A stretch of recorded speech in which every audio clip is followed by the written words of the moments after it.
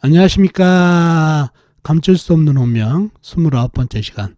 오늘은 노모 김병의 병수발로 힘들어하는 여자분 사주를 가지고 여러분과 같이 사주 속에 감춰진 운명을 찾아보도록 하겠습니다. 먼저 어떤 사연인지를 들어보시고 사주 속의 운명을 여러분과 같이 찾아보도록 하겠습니다. 어느 날 연세가 있으신 여자분이 전화로 상담 예약을 하십니다. 목소리에서 예민함과 피곤함이 묻어나는 목소리입니다. 예약된 시간에 상담을 오셨습니다. 상담 오신 주제를 여쭈니 이분께서 다짜고짜 묻습니다.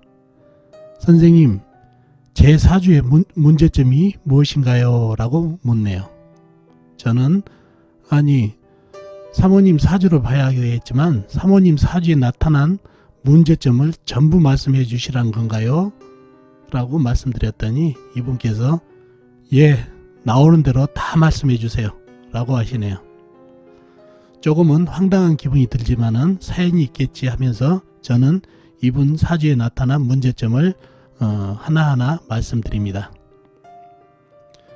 사주에 뾰족한 쇠조각이 재물인데 나무를 자르려 하다 날부러져서 재물떡이었고, 큰 물기운이 여린 촛불인 나를 쳐버리니 이 흉한 물기운이 배우자로 남편도 많이 떨어집니다. 그리고 큰 나무가 여린 불에게 던져져 땔감이 되어주는 것이 아니라 너무 큰 나무라 여린 촛불인 나를 갖다 꺼버리는 형국이라 이 나무도 상당히 나한테 부담이네요. 이런 경우에 큰 나무가 어머니인데 어머니 덕도 없습니다 라고 말씀드렸더니 그 순간 그분이 어휴 하고 큰 한숨을 쉽니다.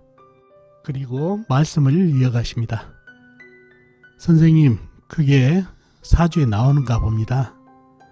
제가 폭력적인 남편 밑에서 시달리다가 겨우 몸만 빠져나오고 이혼을 했습니다. 그리고 지금의 친정어머니와 산지 꽤 됐는데 친정어머니가 긴 병에 지금 시달리고 있습니다.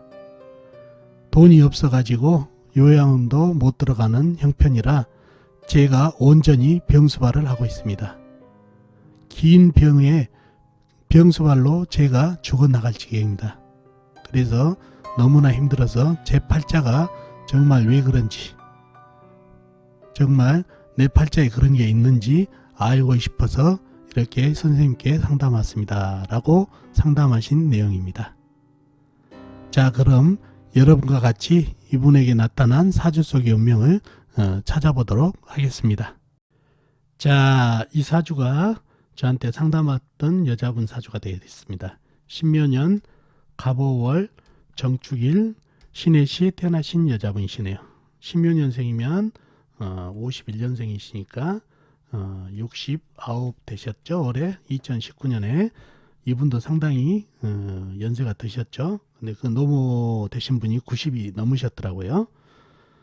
자, 이분 사주를 파악하기 위해서 오행의 분포부터 알아볼까요? 본인이 정화 여린 촛불로 태어났네요. 촛불. 연간의 신금은 작은 쇠. 그러면 이 신금도 작은 쇠가 되겠죠. 묘목은 작은 나무, 간목은 큰 나무, 오화 작은 불, 여린 촛불, 축토 축축한 작은 흙, 해수 호수같이 큰 물. 이렇게 오행이 형성되어 있네요. 사주에 오행은 빠진 거 없이 형성되는 걸로 보이죠.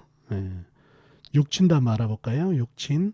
신금은 내가 극한 오행으로 음양이 같으니까 편재.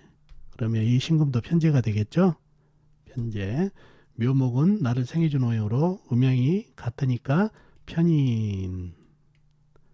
간목은 역시 나를 생해준 오행으로 이거는 음양이 다르니까 정인. 오화는 나하고 같은 오행, 음양이 같으니까 비견. 축토, 내가 생해준 오행으로 음양이 같으니까 식신.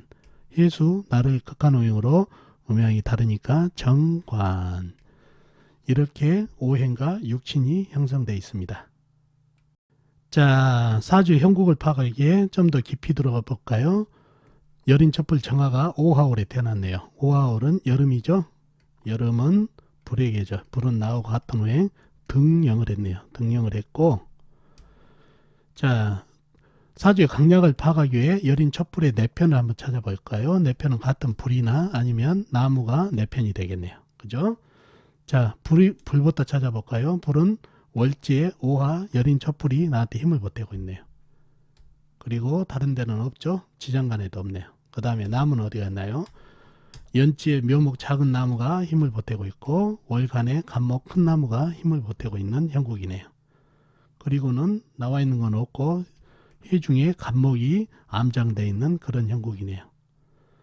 나머지 신금, 작은 새, 해수, 호수같이 큰 물, 축토, 축축한 작은 흙, 신금, 작은 새가 남의 편이라는 얘기죠. 내 편도 좀 제법 있고 남의 편도 어느 정도 있어서 강약 파악하기가 조금 애매하지만은 좀 더 깊이 들어가 보자고요. 우선 내 편부터 보자고요. 이 간목을 보자고요. 간목은 큰 나무죠. 큰 나무. 정화는 작은 촛불 정도, 모닥불 정도. 이 큰 나무가 이 작은 촛불이나 모닥불에 던져주면 어떻게 되나요? 이 오화나 여기다 던져주면 오히려 목다식 되죠. 큰 나무가 여린 불에 던져주면 오히려 산소가 공급이 안 돼서 꺼져버린다는 얘기죠. 이런 거를 목다식이라고 그러죠. 너무 큰 나무가 작은 불에 던져주니까. 이런 작은 풀 정도, 작은 나무는 던져주면 잘 타는데, 그래서 이 큰 나무 간목은 나한테 생을 주는 게 아니라 오히려 목생화가 아니라 목국화가 되는 형국이네요. 그래서 내 편이 아니라 오히려 적으로 돌아섰네요. 적으로. 그러면 내 편이라고는 오화하고 묘목밖에 없어버린다는 얘기죠. 그런데다가 시지에 있는 해수 요게 상당히 큰 물이에요. 호수같이 큰 물, 바다같이 큰 물. 이 물이 사주 전체를 장악하고 있네요. 그죠? 너무나 큰 물이니까. 이 흙이 물을 막아주면 좋을 텐데, 이 축토는 축축한 흙이다. 물을 뿜은 작은 흙이다는 얘기예요. 그래서 이 물을 막기는 역부족이죠. 그러다 보니 이 해수가 오화, 정화, 묘목까지 다 가는 그런 형국이라는 얘기죠. 그래서 이 물이 너무 무시무시하고 물이 한 방에 불을 꺼버릴 수 있는 위력을 가지고 있고, 이 물을 갖다 막을 수 있는 나무도 여기 멀리 있죠. 간목은. 그리고 축토 정도로 막으려고 하는데 축토로는 어림없죠. 그래서 이 물이 무시무시해서 이 불을 갖다가 한 방에 꺼버릴 수 있는 존재가 되다 보니까 사주가 약해진 사주가 됐네요. 약해진 사주가 됐고, 자, 이분이 오셔가지고 물어본 게 내 사주에 나와 있는 단점이죠. 단점을 다 얘기를 해달라는 얘기였죠. 원래는 상담을 할 때 어느 거 하나를 얘기하고 집중적으로 상담을 받는 게 원칙인데, 이번 사연을 들어보니까 이유가 있더라고요. 그래서 단점을 다 말씀드렸다는 얘기죠. 먼저 재물운을 얘기해 주셨어요. 재물은 어디가 있나요? 신금, 축토 안에 신금이죠. 이게 모두 쇠가 재물이라는 얘기예요. 재가 된다는 얘기죠. 재물이 된다는 얘기죠. 사주가 약해서 재물을 질 수 있는 힘도 약할 뿐더러 이 쇠의 질을 한번 보자고요. 이 쇠가 이 나무를 갖다가 옆에 물이 있으면 금생수로 들어갔을 때 나무를 금극목으로 들어간다는 얘기예요. 금극목으로 하다 보면 이 큰 나무를 갖다가 이 여린 쇠가 극하다 보니까 이 쇠는 날부러졌네요. 그렇죠? 날부러져고 이 큰 나무 극하다가 그러죠. 면도칼 정도로 큰 소나무 갖다가 극하다가는 날 부러지죠. 그런 형국이고, 이 신금은 어떤가요? 이 신금은 금생수 큰 해수를 갖다 생할 수 있나요?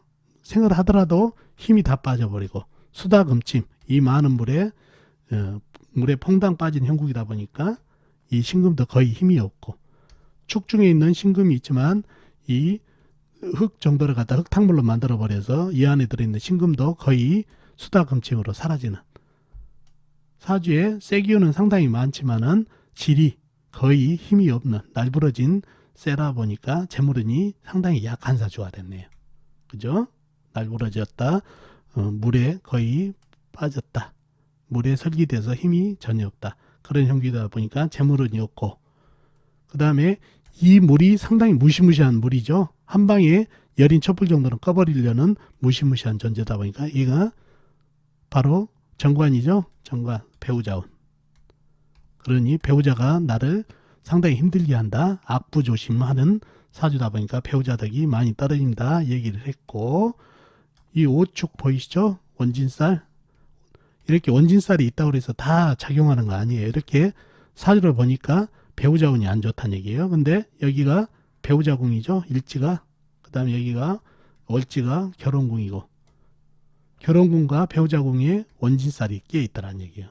그리고 보니까 배우자 운이 상당히 배우자가 나를 힘들게 하는 형상이다 보니까 이 원진살의 위력이 상당히 발현하는 그런 형국이라는 얘기죠. 그래서 이런 살을 적용하는 것도 이게 배우자 궁에 원진살 미워하는 살이 있으니까 관이 어떤가 봤더니 관이 나를 갖다 엄청나게 힘들게 하는 형국이나 해서 이 원진살에 살작용이 크게 작용하는 형국이라는 얘기죠. 그래서 배우자 덕이 더 없는 형국. 그 다음에 이 나무가 나한테 고마운 존재가 아니라 오히려 불을 끄는 목생화가 아니라 목국화가 된다는 얘기예요. 목국화. 이 큰 나무가 오히려 불을 꺼뜨리고 있어요. 작은 촛불 정도를. 그러니 이 나무가 상당히 부담이고 나한테는 도움이 안 되는 형국이라는 얘기죠. 이 나무가 뭐죠? 정인이죠. 정인이 바로 어머니. 그래서 어머니 덕이 없다는 말씀을 드렸다는 얘기죠. 그래서 사주에 나와 있는 약점을 다 말씀드렸더니 그분이 처해 있는 상황이 다 이 사주하고 맞아 들어갔다는 얘기죠. 남편하고 폭력이 시달려서 빈몸으로 나와서 이혼했고, 재물이 없어가지고 이 어머니가 90 넘은 노모가 병이 걸렸는데 요양원도 못 들어갈 정도 재물이라 혼자서 어머니 병수발로 상당히 힘들어하는, 우리 본인도 나이가 70이 가까웠는데 병수발 하니 오직 힘드시겠습니까? 그죠? 그런 형국이고, 재물이 이렇게 약하다 보니까 재물이 없어서 요양원으로도 못 모시는, 서로가 늙으신 노모도 또 병수발하는 본인도 힘들어진 그런 사주가 됐네요. 그래서 이분이 오셔가지고 신세 한탄과 본인 사주가 왜 이런지 알고 싶었다는 그 말이 이해가 가는 그런 사주였습니다.